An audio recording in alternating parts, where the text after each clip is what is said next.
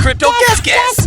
Today, we're here to guess who will become the next crypto ETF. Trump has even said he wants to make the US the crypto capital of the world. Sounds pretty crazy, right? Will it be Dogecoin, Solana, or Cardano? I think Litecoin has a shot. It's Bitcoin's little brother, mature technology, and fast transaction speeds. Hold on, Solana isn't bad either. Its performance is top-notch, and its ecosystem is growing strong. Cardano's smart contracts are impressive. It might just snag the first ETF approval. Dogecoin may have started as a joke coin, but its popularity is through the roof. It could really become the first meme ETF. Ripple is a powerhouse in cross-border payments.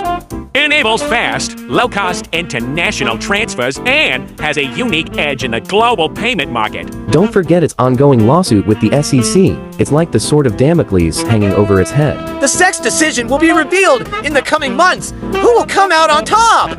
Let's wait and see. Now, it's your turn. Log into 91win.ai and vote for the cryptocurrency ETF you think is most likely to be approved first. 91win.ai. Making the right judgments can make you wealthier.